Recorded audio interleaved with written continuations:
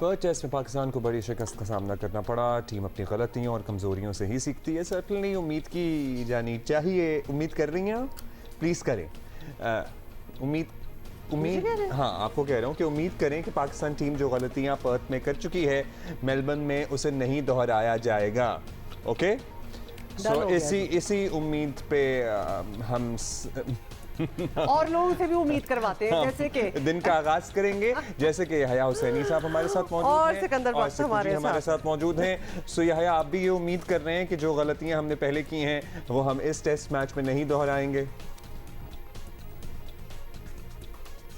माशाल्लाह आप और हुमा कॉन्फिडेंट हैं अब्दुल्ला और आप नहीं है यहया।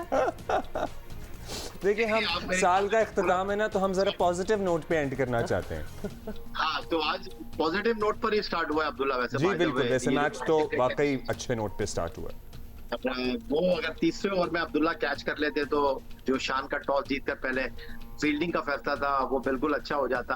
और आज बहुत अच्छे रिदम में हमारे सारे बॉलर्स आपको दिखाई दे रहे हैं और ऑस्ट्रेलिया की टीम जो है वो कदरे बैकफुट पर दिखाई दे रही है। आज हमने ना तो वार्नर को खेलने दिया, ना ख्वाजा को खेलने दिया, और हर बॉलर जो है वो जो ऑस्ट्रेलिया में खेलने की हिकमत अमली होनी चाहिए कि आपने ऑस्ट्रेलिया को बांध के रखना है। Running between the wicket Australia की बहुत अच्छी आपको लग रही है। लेकिन अभी थोड़ी देर पहले जो आप तब्दीलियों के हवाले से गुफ्तगू कर रहे थे, आपने थोड़ी देर पहले हफीज को दिखाया, फिर शान को दिखाया। देखिए, इस टीम का सबसे बड़ा मसला जो है ना, बहुत ज्यादा बातें करना है। और पहली मर्तबा शिद्दत को, हिद्दत को महसूस किया है मोहम्मद हफीज ने, शान मसूद ने। और फिर शान मसूद को ये क्लैरिफिकेशन देनी पड़ी कि यार ये थोड़ा सा आप हार्ड वर्ड इस्तेमाल कर रहे हैं सरफराज के बारे में। भाई आपने ड्रॉप कर दिया तो बोलो ना आपने ड्रॉप कर दिया, आप क्या इधर उधर की बातें कर रहे हो? उसका क्या, मैं सोच रहा हूँ उसका क्या मुतबादल हो सकता है हमारे पास उस लफ्ज का। मतलब एक तो आपने बंदे को ड्रॉप कर दिया, अब आप कह रहे हैं ये लफ्ज ना इस्तेमाल करें। बट ये बड़ी नेचुरल बात है, किसी को रखना है, किसी को ड्रॉप करना है। हाँ? किसी नो हार्ड फीलिंग्स इस किस्म का ही होना चाहिए। वही मैं आपसे बात कर रहा हूँ ना, वो अहमद शहजाद के बारे में वहाब रियाज से पूछा, अहमद शहजाद और शोएब मलिक के बारे में, वो कह रहे जी वो हमारे गेम प्लान का हिस्सा है। ओ भाई, कौन सा गेम प्लान का हिस्सा है आप बता देना। भाई उनकी जगह नहीं बन रही, नहीं रखा। आप कहते हैं कि जो फर्स्ट क्लास क्रिकेट को हम रिस्पेक्ट देंगे, तो भाई फर्स्ट क्लास क्रिकेट में 692 रन करके आए, आपने 2 इनिंग पे उनकी किस्मत का फैसला कर दिया, आपने उनको ड्रॉप कर दिया। रिजवान को आप लेकर आ गए, खिलाते हो तो आप पहले ही खिला देते रिजवान को। अब हमारे सिकंदर बख्श साहब मौजूद है, नाराज हो जाते हैं इनको कुछ कहो तो वो कह रहे हैं कि जी 2019 में 4 साल पहले जब पाकिस्तान ऑस्ट्रेलिया गया था तो बहुत अच्छी परफॉर्मेंस थी, वहां पर 142 या 141 रन स्कोर किए थे रिजवान ने। ओ भाई, एक इनिंग में उन्होंने 91 या 93 रन स्कोर किए थे, बाकी इनिंग में उन्होंने कुछ नहीं किया था। और ये आपकी परफॉर्मेंस है। फिर आपने जो है वो जहाज में चढ़ा दिया नवाज को, 1 साल से वो क्रिकेट ही नहीं खेले 4 दिन की, आपने उनको बुला लिया।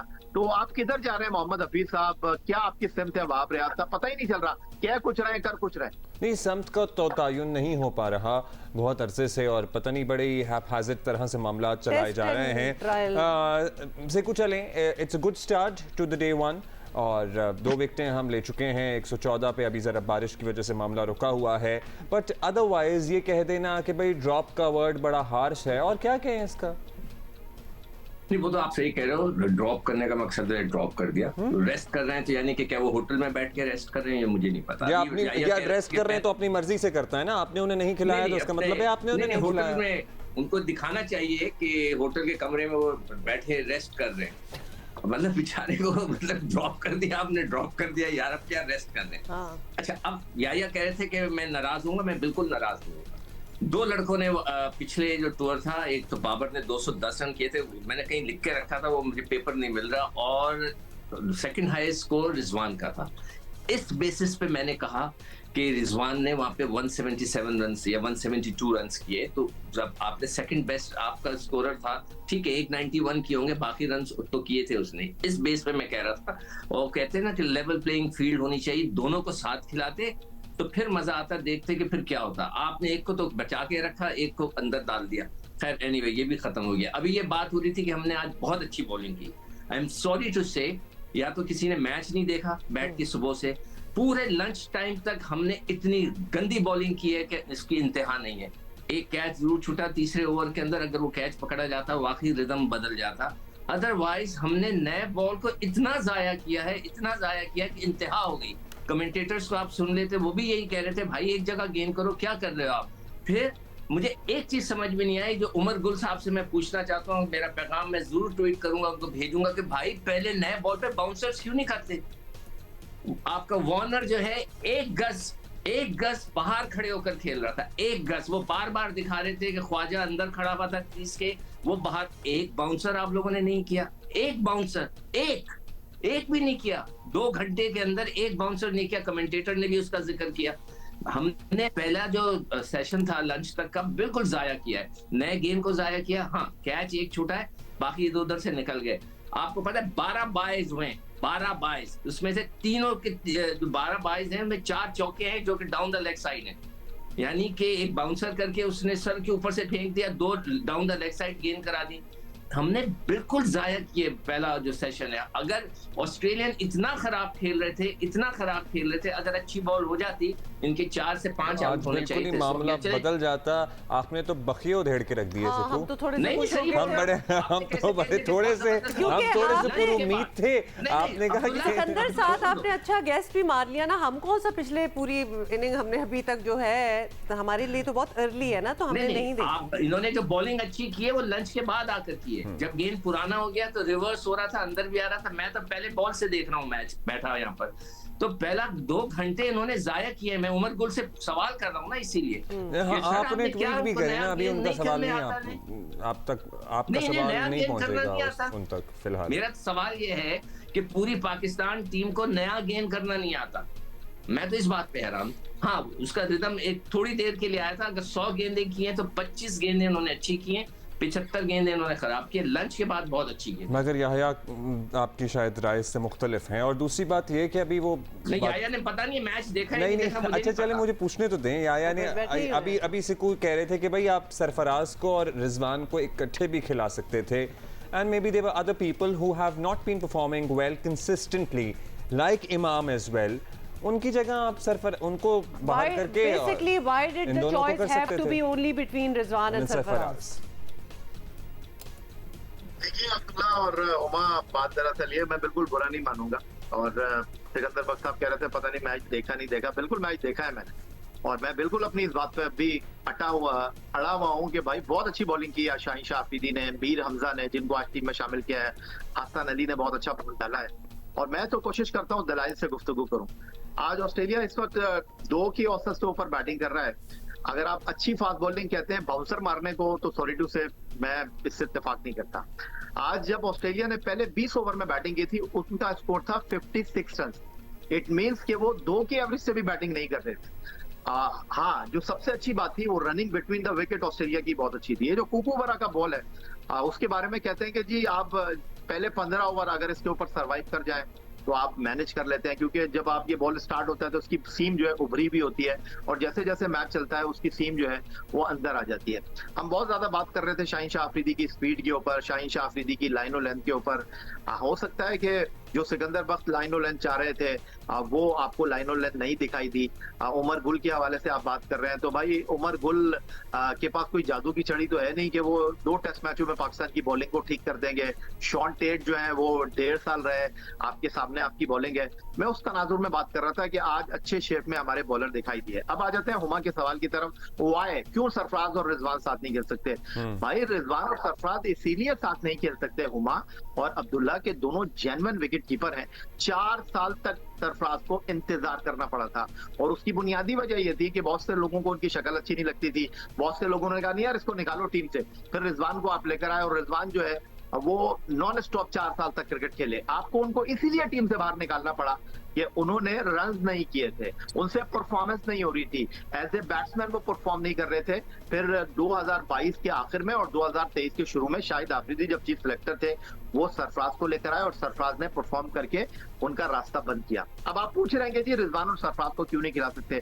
भाई कोई डॉन ब्रैडमैन थोड़ी है रिजवान के सरफराज के। आप एक बैट्समैन को कम करेंगे, आप सलमान अली आगा को खिला रहे हैं, तो वो एक स्पिनर का रोल प्ले कर रहे हैं। आज दोनों जो विकेटें गिरी हैं, दोनों विकेटें सलमान अली आगा का कंट्रीब्यूशन है। एक उन्होंने कैच लिया और एक उन्होंने विकेट हासिल की। बाबर आजम ने उनकी गेंद पर स्लिप पर कैच किया।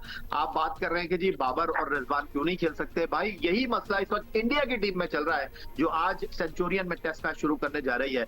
उन्होंने केएल राहुल को जो है आज विकेट कीपर अनाउंस किया है और इंडिया में बहस ये चल रही है कि भाई वनडे क्रिकेट में, T20 में तो केएल राहुल विकेट कीपिंग कर सकते हैं, लेकिन 50 ओवर में आप उनसे विकेट कीपिंग करा रहे हैं, क्योंकि जो ईशान किशन है जिन्होंने एशिया कप में पाकिस्तान के खिलाफ बड़ी अच्छी बैटिंग की थी, उन्होंने कहा भाई अगर आप मुझे नहीं खिला रहे ना तो फिर मुझे आप छोड़ दें। उन्होंने नाराज होकर जो है बोला मुझे आप जाने दें, मैं वापस जा रहा हूं। तो ये मसला है, आप जेन्युइन विकेट कीपर के साथ जाते हैं। अगर ये इतने अच्छे होते, इतने अच्छे बैट्समैन होते, तो सरफराज 4 साल के बाद टीम में ही नहीं आते। सरफराज की टीम में वापसी नहीं होती। सरफराज की टीम में इसलिए वापसी हुई कि रिजवान बैटिंग अच्छी नहीं कर रहे थे। मेरी बेस्ट विशेस है रिजवान के लिए कि वो रन्स करें।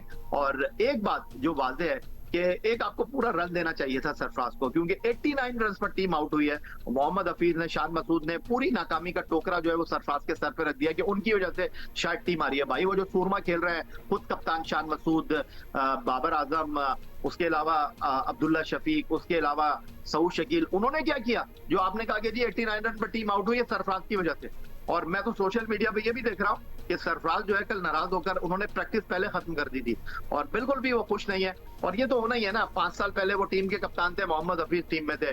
5 साल पहले जो है बाबर आजम टीम के कप्तान थे, मोहम्मद हफीज की टीम से छुट्टी हो गई थी, वाब रियाज की टीम से छुट्टी हो गई थी। तो ये सारी चीजें आपके सामने हैं जो इस वक्त नजर आ रही है। हाँ, अच्छा, स्कोर्स तो पुराने हैं जो कि अपेरेंटली मुबैना तौर पर सेटल हो सकते हैं, लेकिन हफीज़ की प्रेसर हम अभी सुना रहे थे पुरानी, जिसमें उन्होंने कहा था कि नहीं वो देखें एक परफॉर्मेंस की बेसिस पे तो किसी का फैसला नहीं किया जा सकता, लेकिन यहाँ एग्जैक्टली वैसे ही हुआ है। Sikandar, would you agree with ये सारी एक्सप्लेनेशन जो याह्या ने दी है?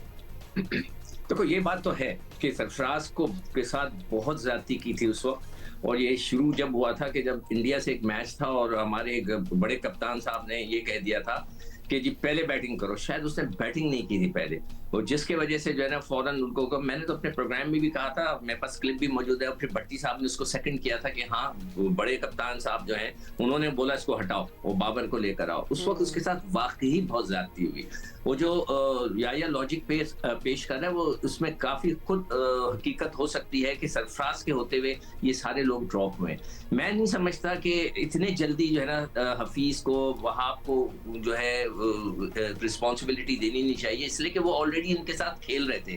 तो ये जो रंजिशें होती हैं दिल में रहती हैं। हाँ, ये ना कहें कि नहीं रहती, सारी जिंदगी रहती हैं कि इसने मुझे ड्रॉप किया था, अच्छा बच्चू तूने मुझे नहीं खिलाया था, ये अब तो मैं चीफ सेलेक्टर हूँ, अभी तो मैं टीम डायरेक्टर हूँ, अब मैं तुम्हें बताता हूँ। तो ये होता है, और मैं तो 40 साल हो गए, 50 साल हो गए, सिर्फ क्रिकेट ही खेली और कुछ नहीं किया। इन लड़कों की नफ्सियात से मैं अच्छी तरह जानता हूँ। ये सामने दोस्त होते, पीछे कुछ और करते हैं, तो ये इनको रखना ही नहीं चाहिए था। आप थोड़े से और सीनियर लोगों को रखते जिन्होंने क्रिकेट इनके साथ नहीं खेली होती, तो वो ज्यादा बेहतर होता।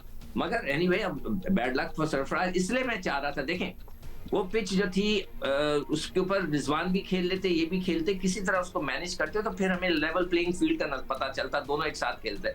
अब उन्होंने खोल के रख दिया, मगर ये पिच इतनी मजेदार है कि यहाँ मजा आएगा बैटिंग करने का इन लड़कों को, आप फिक्र ना करें। और जो कमेंटेटर्स थे ना, उन्होंने आखिरी वक्त तक ये बात कही है, आखिरी लंच से सेकंड में पहले भी उन्होंने बोला कि पाकिस्तान की बॉलिंग आज कंसिस्टेंट नहीं थी, पाकिस्तान ने एक जगह बॉल नहीं की, पाकिस्तान के बॉलर को bouncer is not a good ball, but bouncer is अगर अभी क्रिकेट खेली हो ना किसी ने तो उसको पता हो कि bouncer is the threatening ball. जब आप बाउंस करते हैं किसी को तो उसको ये पता होता है कि लड़का पीछे गेंद करेगा तो वो फ्रंट फुट पे नहीं आता। ये टेक्निकल चीजें हैं, वही समझ सकता है जिसने क्रिकेट चलें, we got your point. Thank you, Siku. Thank you, And thank you, Yahya, as well. देखिए हम अपने have a good day. हम अपने शो पे try to avoid seeing each other when you come to office. No, don't say that. ना आपने तो पूरी वो क्रिकेट की एक जंग बना दी है, लेकिन there are different points of views. And कोई मतलब they all need to be showcased. But I need such kind of entertainment in the morning.